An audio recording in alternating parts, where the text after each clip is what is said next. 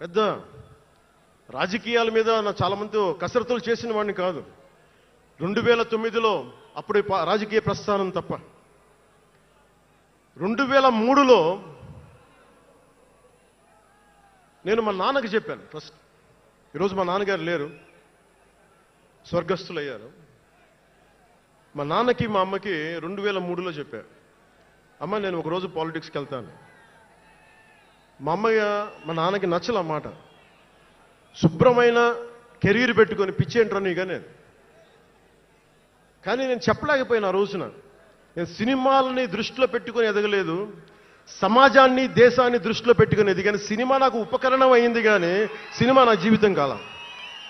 చెప్పలేకపోయినా ఆ రోజున. నన్ను చాలామంది, మీరు అందరికీ నాకు గద్దరన్న ఎలా పరిచయం అనుకుంటున్నారు మీరు?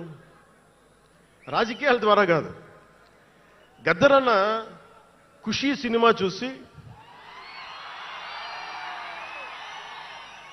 మా అన్నయ్య గారిని పట్టుకొని మా అన్నయ్య గారి దగ్గరికి వచ్చి, మా పెద్దన్నయ్య గారి దగ్గరికి వచ్చి, మీ తమ్ముడిని కలవాల్సిందే నేను. మా అన్నయ్య ఫోన్ చేశారు, అది నేను గద్దర్ గారు కలుస్తారంటాను. నాకు గద్దర్ గారంటే ఇష్టం చిన్నప్పటి నుంచి, మా నాగబాబు గారి దయ వల్ల.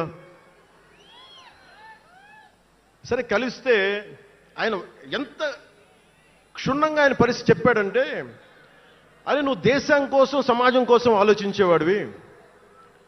నీ ఏ మేరా జహా అనే పాటలో నువ్వు భరతమాతని సంఖ్యలలో బంధించి పెట్టావు కదా, నీ భావం నాకు అర్థమైందిరా అన్నాడు. నువ్వంటే నాకు ఇష్టం రా తమ్మి అని చెప్పి ఆ రోజు నుంచి మాకు స్నేహం. అది నాకు అన్నా తమ్ముడ బంధమైందని ఆయన చనిపోయేలోపు. అలాగే 2006లో నేను విపరీతంగా ఒక పిహెచ్డి కోసం, ఒక స్కాలర్ ఎలా చదువుతాడో పుస్తకాల మధ్యలో సినిమాలు చేశాను. అందుకే నా సినిమాలు మీకు నచ్చి ఉండకపోవచ్చు ఆ రోజున. కానీ నా జ్వలనాన్ని ఎక్కడో ఢిల్లీలో కూర్చొని ఒక్కళ్ళు, ఢిల్లీ యూనివర్సిటీలో పనిచేసే ఒక ప్రొఫెసర్, ప్రకాశం జిల్లాకు చెందిన వ్యక్తి, నాకు తెలియదు ఆయన ప్రకాశం జిల్లా వ్యక్తి. నా రోజున ఆయన వచ్చి మిమ్మల్ని కలవాలని చెప్పి ఒక నెల రోజులు నా వెంట పడితే ఆయన కలిశారు. ఆయన వచ్చి నన్ను ఒకే ఒక మాట అడిగారు 2006లో, మీరు రాజకీయాల్లోకి వస్తారా? బహుజన సిద్ధాంతం మేము ముందుకెళ్తాం. చాలామంది అడిగి నన్ను పంపించారు, మీరు సంసిద్ధం అంటే నేను మాట్లాడతాను, నేను కదుపుతానంటే ఆ రోజున నాకు ఇంకా మెచ్యూరిటీ లేదు. ఒక కుటుంబాన్ని నడపడానికే చాలా శ్రమ పడాలి, ఒక కుటుంబాన్ని ఏకతాటిపైన తీసుకురావాలంటే నేను కష్టపడాలి, ఒక సినిమా చేయాలంటే నేను ఇంత కష్టపడాలి, ఇన్ని కోట్ల మందికి సంబంధించిన జీవితాన్ని ఒక భావంతో కట్టిపడేయాలంటే నాకు ఇంకా అంత మెచ్యూరిటీ లేదు. మెచ్యూరిటీ వచ్చిన రోజున మీకు తెలియజేస్తానని చెప్పాను. ఆ వ్యక్తి అప్పటి నుంచి ఇప్పటిదాకా అరుదుగా అప్పుడప్పుడు కలుస్తూ ఉంటాను. ఈ రోజున హైదరాబాద్ సెంట్రల్ యూనివర్సిటీ ప్రొఫెసర్, మీలో కొంతమందికి తెలిసి ఉండొచ్చు, ప్రొఫెసర్ శ్రీపతి రాముడు గారికి మనస్ఫూర్తిగా నా ధన్యవాదాలు తెలియజేస్తున్నాను. వారిని వేదికపైకి రమ్మని మనస్ఫూర్తిగా కోరుకుంటా ఉన్నాను. ఎందుకంటే మీరు ఓజీ ఓజీ అని అరుస్తూ ఉంటే, నన్ను సినిమాల కంటే కూడా సినిమాల్లో ప్రజలకి పనిచేసే మనిషిని చూశారు ఇలాంటి మేధావులందరూ, పోరాట యోధులందరూ. సో నాకు ఎప్పుడు కూడా ఆయన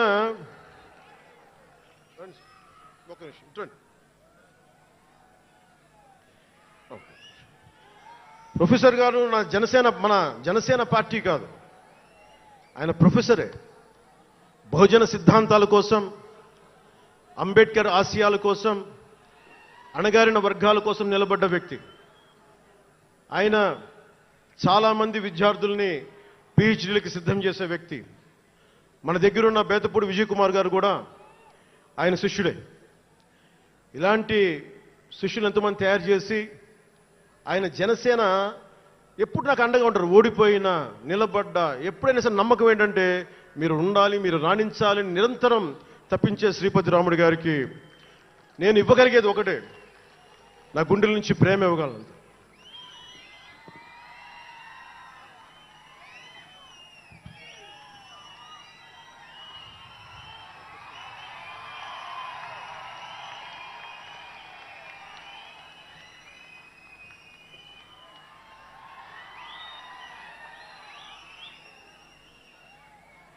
అంటే కృతజ్ఞత అనేది ఎంత అవసరం, గుర్తింపు ఎంత అవసరం అంటే మనం ఏదో అయినప్పుడు కాదు, ఏవి అవ్వనప్పుడు మనం వెంట నిలబడాల్సింది.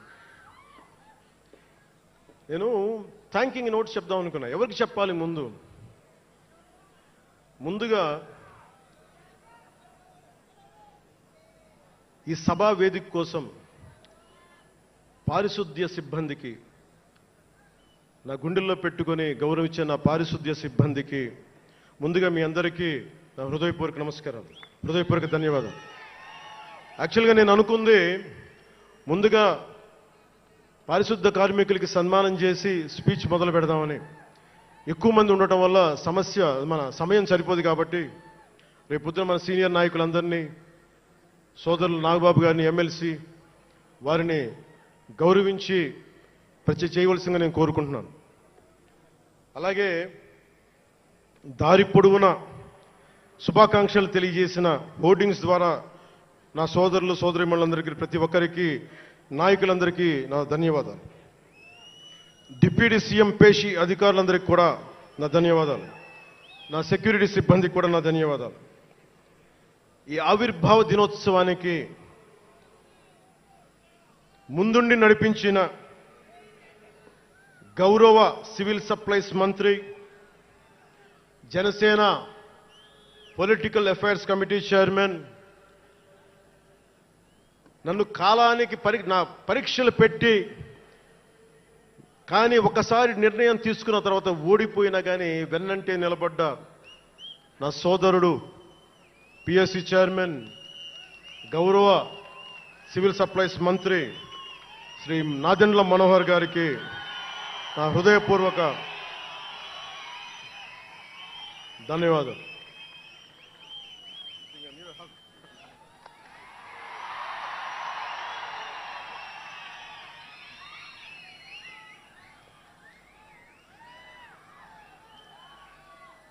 అలాగే 2009 నుండి 10 నుండి ఆయన పాలిటిక్స్లో లేకపోయినా నేనంటే ఇష్టం తోటి ఎప్పుడు నా వెన్నంటే ఉండే హరిప్రసాద్ గారికి ఏం ఆశించాలా, జీతాలు తీసుకోవాలా, జీతభత్యాలు లేవు, ఉన్నంతలోనే అన్నిటికీ పాపాల భైరవుడు ఆయన. పవన్ కళ్యాణ్ ఆ నిర్ణయం తీసుకోలేదంటే ఈయనే ఉంటాడు కారణం అంట. పవన్ కళ్యాణ్ తేలిక మాట నేస్తాడు అందరమాట. పవన్ కళ్యాణ్ కొంచెం ఆలోచన ఉంటుంది కదా, ఎవరికి ఇవ్వాలి, ఎందుకు ఇవ్వకూడదు. కానీ ప్రతిదానికి నేను తీసుకున్న నిర్ణయాలకి ఆయన భరించాడు. అలాంటి అన్నిటినీ భరించి నా వెన్నంటే ఉన్న హరిప్రసాద్ గారికి మనస్ఫూర్తిగా నా ధన్యవాదాలు.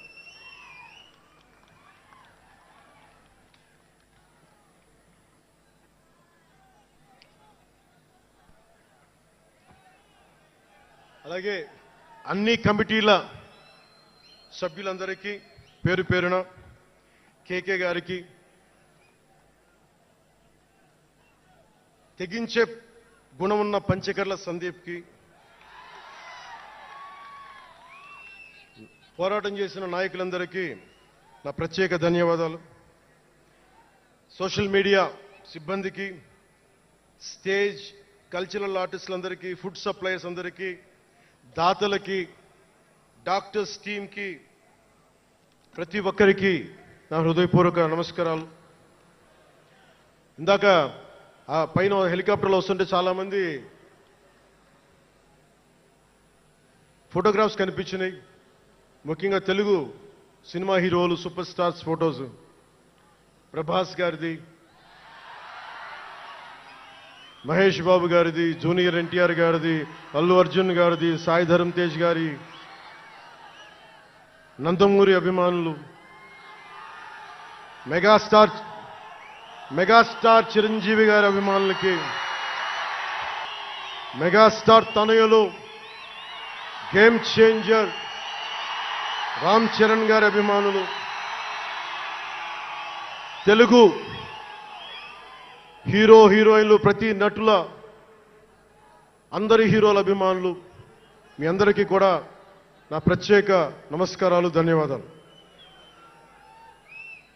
అలాగే పవన్ కళ్యాణ్ అభిమానులకు కూడా నా హృదయపూర్వక నమస్కారం.